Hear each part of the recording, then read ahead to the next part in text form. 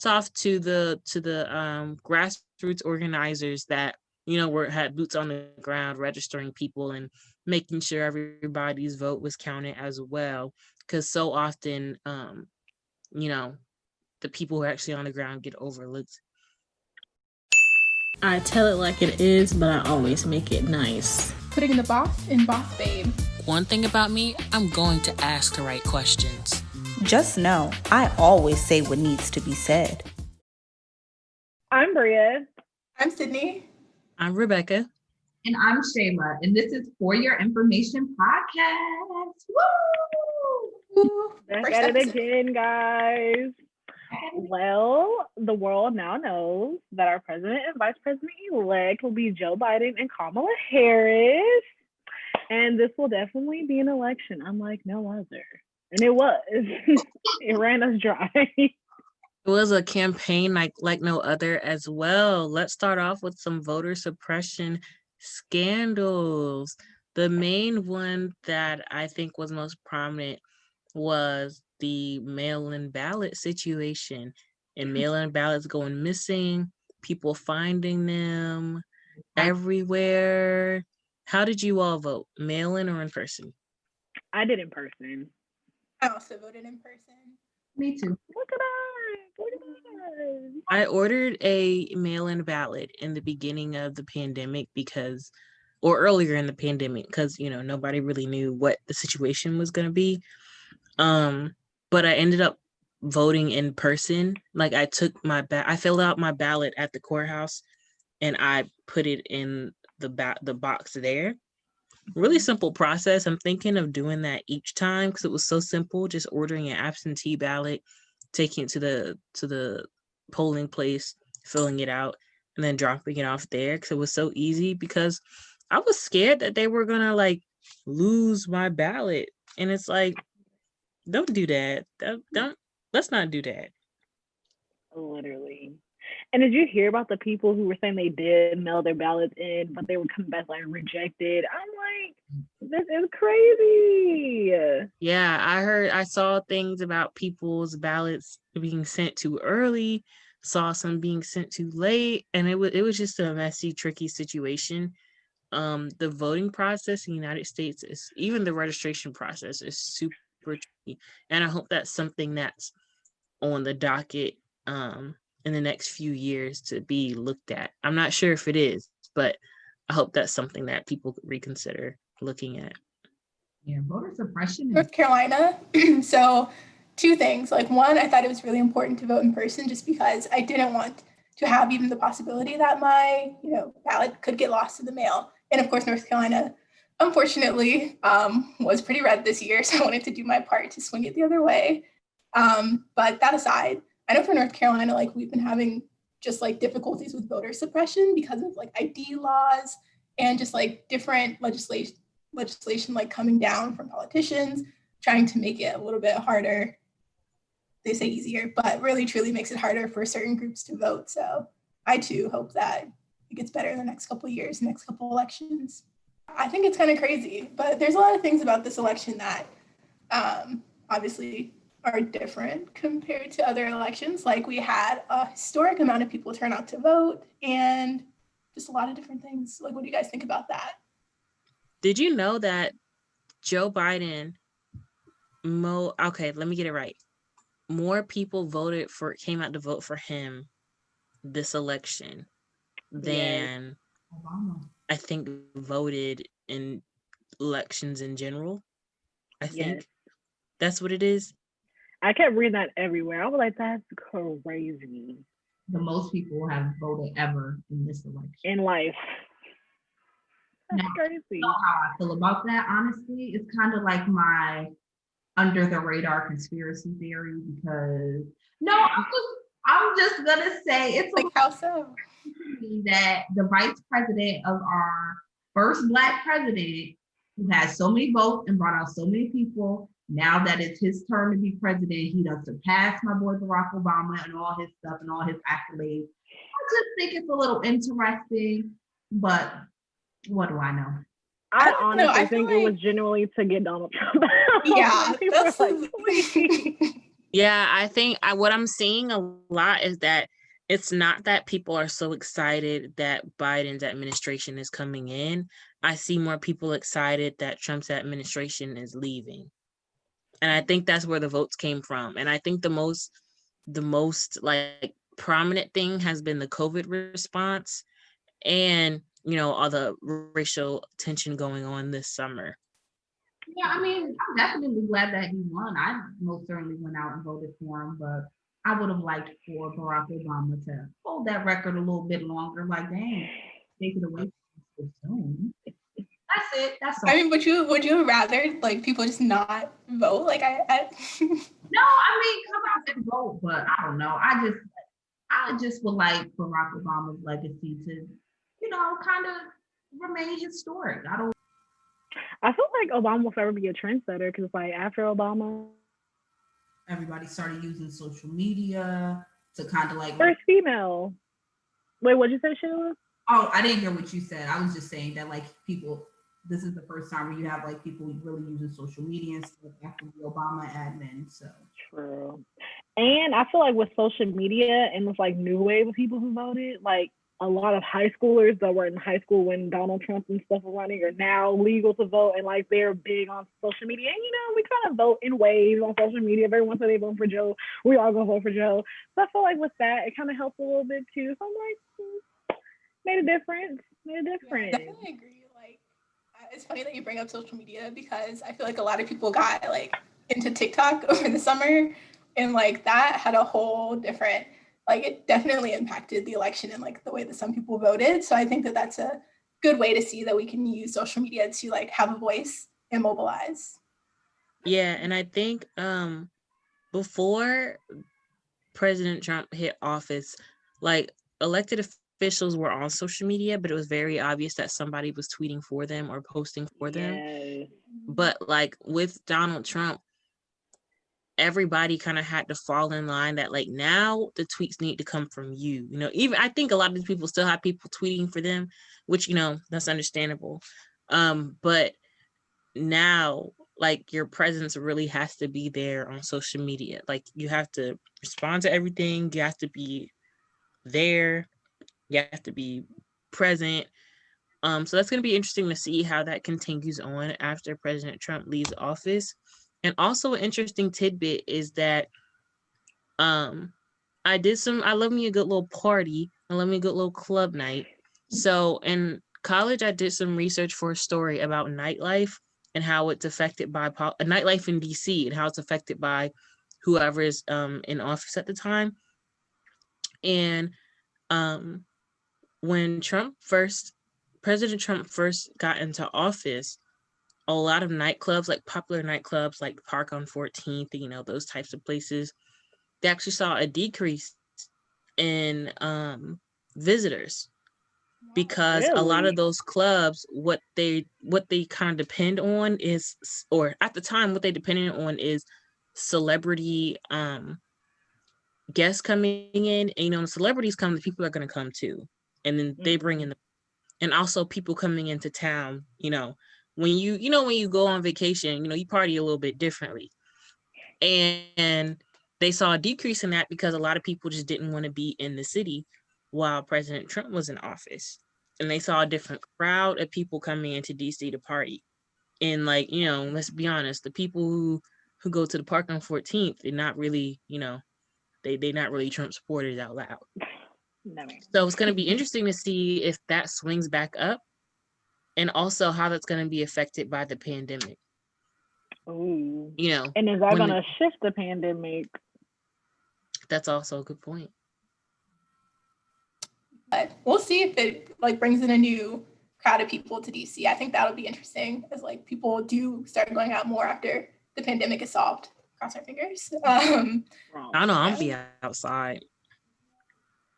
You think Kamala's gonna come in the White House? It'll be different. Wait, what did you say, Sheila? Oh no, I asked if y'all felt like Kamala would probably come to Howard's campus a lot now that she'll be in DC at the White House. I feel like if HBCUs don't come up off of this, there's a problem. Didn't she do like the 2017 commencement speech or the 2016 commencement? She gonna be on campus. I already know. She gonna be there. I don't think she's gonna be there a lot. Like, hey y'all, you know, You're like, I'm on the yard. But Meet me. she's definitely going to she's gonna have to come. She's gonna have to. Well, you know, when campus is open, of course, she's going to have to, because her Howard, you know, being a Howard graduate and pledging at Howard was a big part of her campaign story, and was a big part of her story even when she was running for president. So she's going to have to do that. And all the policies she said she was going to incorporate for HBCUs in particular, like homegirl gonna have to follow through. Right. I want to say, for everybody who says HBCUs don't prepare you for the real world, they prepare you for the White House. They say it doesn't give you diversity. Where? It's not the same education. She is second Where? in command to the leader of the free world, and she graduated from HBCU. The party school. The school people say don't go to Howard because they party too much. Okay. Oh. Duality. I think it'll be really cool if she comes, like she did the graduation speech in 2017, but like imagine post-pandemic, it's like they're redoing the graduation and stuff like that, and she gives the speech. Like it'll just have a whole different energy to it. That would be crazy. I would just go to graduation for that. Yeah. Honestly. That I actually would probably go back for. I had no plans on going back any other reason. Well, except for like Me neither. for a commencement speech from her. I would I'll go, but like that would just be an extra special like bonus to it. And then she's a Howard alum. Yeah. I hope that what Howard does is that I just feel like Howard's on this high right now. I feel like the city's on this high right now. So like when it's safe to convene, you know, it probably won't be all at once, but when it's safe to convene, I hope they do some type of like welcoming. And sis shows up. I gotta stop calling her sis, because like that's Vice President Harris to me, not sis. That's Vice President Harris to me. Can we talk about your tweet, Rebecca, where you were like, homecoming's really about to go crazy? Because it really is about to go crazy. Inauguration is homecoming, okay? I wouldn't be surprised if we see the tailgate outside the White House. You know how we do. With our liquor. No, how are people gonna be drunk at I'm gonna have me a cup of warm tea because it be cold. I'm gonna have me a cup of warm tea because it's cold. Hot chocolate or something. Mix the wine with the tea. And you know how we do. Somebody's gonna be selling some screen printed T-shirts out there. Okay, like you at the African American History Museum. Exactly. Illinois shirt. Crazy. I'm excited. It's a great time to be a Bison. It's always a great time to be a Bison, man. I agree. Speaking of homecoming, that time definitely brings a lot of celebrities around. What kind of role do you think celebrities played in like getting Kamala actually elected, or just like getting people to vote this year? I feel like they someone played the same role as social media, because celebrities, if you think about it, during this pandemic have monetized off of social media. They had upped their game on social media. We see Kim Kardashian using YouTube. Girl, you never use YouTube in your life. Or you have people like Beyonce posted. Well, she don't post that much, but she posted a little bit. She let the girls know to vote. Try to make Texas blue. So I feel like celebrities and social media play like hand in hand, like getting the votes out and telling people to vote. Pause. Speaking of Kim Kardashian, did you see how her, and I think it was Kendall, posted Biden and Harris when they won, like a celebratory post, and it's like, your husband ran for president. Like, I mean, no, we knew he wasn't gonna win, but it's like your husband ran, and then on top of that, like, he didn't just run for president, like he basically endorsed the other candidate. Right. So literally, it's like she probably was just like, he gonna do what he want to do, and I'm gonna do what I want. She said, let him run free. And I'm like, what do you how I want to vote? I think. What do you even do in that situation? Like, your whole husband wanted to run for president. You should tell him no. You should have just told him no. I feel like, remember that there was that weird point where like he started running, and then they were saying he had like some mental breakdown, like Wyoming, like they were trying to tell him not to vote and come home, but he was on some like weird spiritual thing. I thought, you can't stop him. But Kim said, What I did think he was BC definitely say? like Get that a bread, bull get in a that heads china and shop. leave. Like you couldn't stop him. You couldn't. I feel like he was like a baby Trump. Like they're just crazy. Like he was like, I'm gonna do what I want to do, and we're gonna see what happens. No, we don't have time. Not this year. But I think celebrities play the role that they always do. They just kind of influence people. And I was kind of surprised towards the end. I think Trump's campaign started getting desperate and just started grabbing for straws. Towards the end of his campaign, a lot of rappers and people from the hip hop community started endorsing Trump. Like I didn't it was even think towards of the it end of the like that. campaign. There was a lot of them that came out like out of nowhere, it seemed. I mean, that was surprising. Literally, Lil Wayne, 50 Cent, and Ice Cube. 50 Cent, I don't think was actually endorsing him. Ice Cube, that one threw me for a loop because I'm like, It was weird.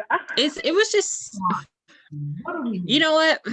We don't know what happened behind closed doors, but all I'm gonna say is that the way that all of them came out at around the same time, I think there were some deals being made. It really could have been. I think there was like it don't matter now vote. because they lost. Imagine that. You lost all your credibility and you lost the respect of a lot of your fan base just for the candidate to lose. Literally. And I'm very curious to know like where Lil Wayne, Toya, and Reginae, what that situation is. Did you see it on social media? Hated him. It seemed like talking about like. Yeah, she unfollowed him and everything. What happened? So after like Lil Wayne said that he was supporting Trump, she unfollowed him. She had like this whole post. Her mom said like, "Oh, if you support Donald Trump, knowing the times we live in, like this is ridiculous, and that's a crazy reflection of you." And Reginae reposted it. I said, "Okay, family." She was like, "What my mama said," and you know, Reginae always had something to say. So her and Toya would go real quiet in the comments when everybody saw that picture of Wayne and Donald Trump. And she's very protective of her dad. And her dad could literally jump off a building and kill a cat. And she'll be like, "That's my daddy, no." Right. This time she said, "I'm not playing no games." That's embarrassing. Imagine your parent coming out here and acting like that. Oh, literally. And didn't they say like his fiance like broke off the engagement, his girlfriend broke up with him after? I was like, Lil Wayne, get it together. Responded to because he had that whole little interview where he's like Black Lives Matter. What is that? I'm over it. Y'all know. He was all like, "Well, I'm not gonna support it, you know, if I don't know what I'm talking about or if I'm not gonna, you know, back it up, why would I say anything?" So if you don't read, I just put it like this. Certain demographics, you really can't expect much from when it comes to critical thought. And research. So when when people from certain demographics say things, you really can't be surprised. Because it never fails. Like, I don't want to stereotype, but it's like a lot of takes come from certain demographics. So they do.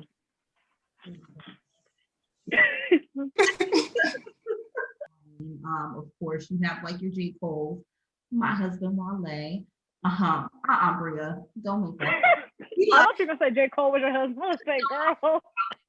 Everybody knows Wale. We love Wale. We love Wale. You don't say nothing bad about Wale over here. But like you have your intellectual rappers, and Lil Wayne is not necessarily somebody that you. Wait, did you put J. Cole as an intellectual rapper? Girl, why? What you about to say?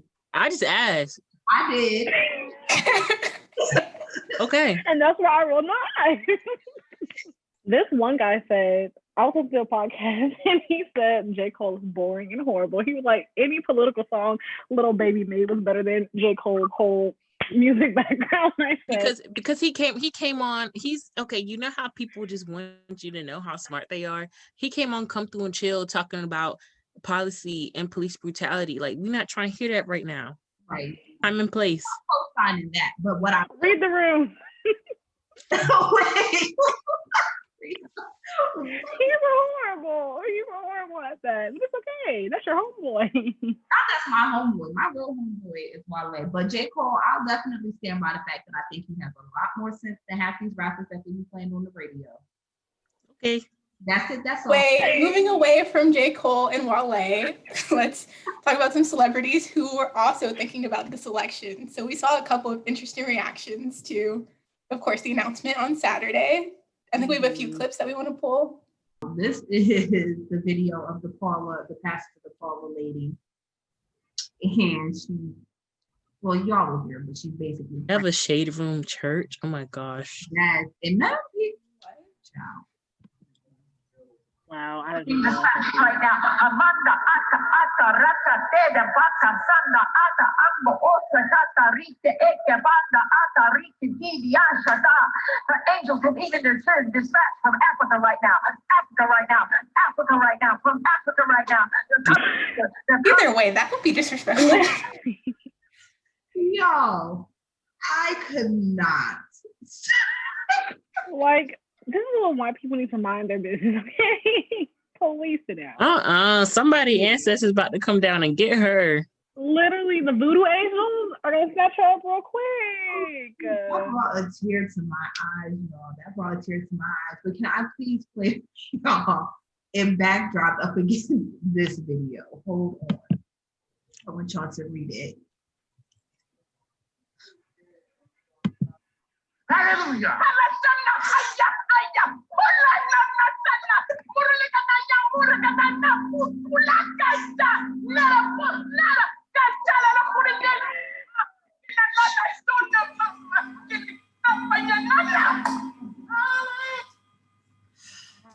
Literally. That is my movie, first of all.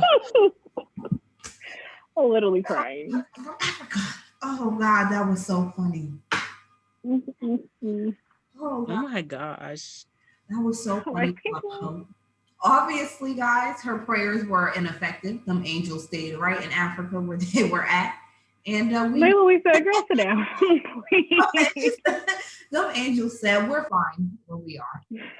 We got it. Right. We'll summon someone else. We got it.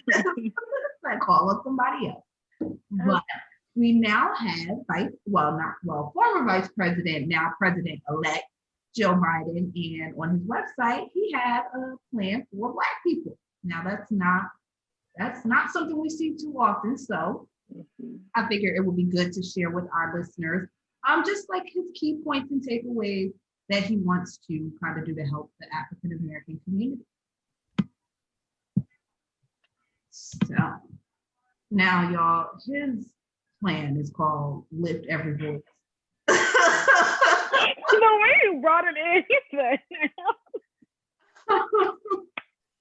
Come on, Kamala Howard graduate. Okay, she wants to Lift Every Voice class. She wants to take Blacks in the arts, okay? Because that's the only reason I know Lift Every Voice. Y'all didn't know it before Howard? What? I knew it before Howard. I knew a couple of verses, but I know a couple more now. I didn't know we had a Black national anthem before. Oh my gosh. Well, okay. I can't blame you. That wasn't your fault. Now you know. Now I know. I knew, and I even know who made it. I'm not going to say it because I don't want to mess up his name. Isn't it James Weldon, right? James Weldon Johnson, correct. Yes. Well, okay, see, Professor Terry taught me a little something. All right. He was that guy, okay? He said, honey, you're going to learn today. There was to learn about Black people in the arts. We learned it in that. Okay. I feel like Mr. I did. Joe Biden and his Lift Every Voice plan, the Biden plan for Black America, it seeks to advance the economic mobility of African Americans and close the racial wealth and income gap. We need that. We do need the money. Expand access to high quality education and tackle racial inequality in our education system. Okay. Make far-reaching investments in ending health disparities by race. Strengthen America's commitment to justice. Make the right to vote and the right to equal protection real for African Americans. And lastly, address environmental justice. That last one was a little, well, that was for you, Sid. That last one was for you. Or it's for everybody who's affected by environmental injustices. They still have a lot of water problems. So definitely something that's good that they're addressing. Yeah, I don't know. Those are good pillars, I think.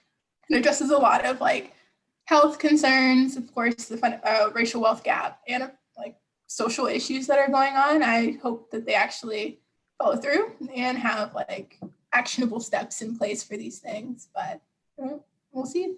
Crossed, fingers crossed. I know for me personally, I'm looking to see the money, so I need us to close. No, I'm serious. There is no reason why we should have such a big racial wealth gap. I don't like that. So if we close that, then I'll say job well done, Mr. Biden and Ms. Harris. It's gonna take a lot to close it though. Almost certainly. I'm not saying it's gonna take a long time to close it. I'm not saying I'm gonna wake up tomorrow and we're gonna be on the same playing field, but I'm gonna need a lot more than what is it, 0.001%? I'm gonna need a lot more than that. Everything else that's on the list too will kind of contribute to like being able to close that, like affordable housing, having healthcare or access to healthcare, and just things like that. So fingers crossed, Mr. Biden, follow through on your plan. Yeah. That's all we're asking. We voted for you over here, so.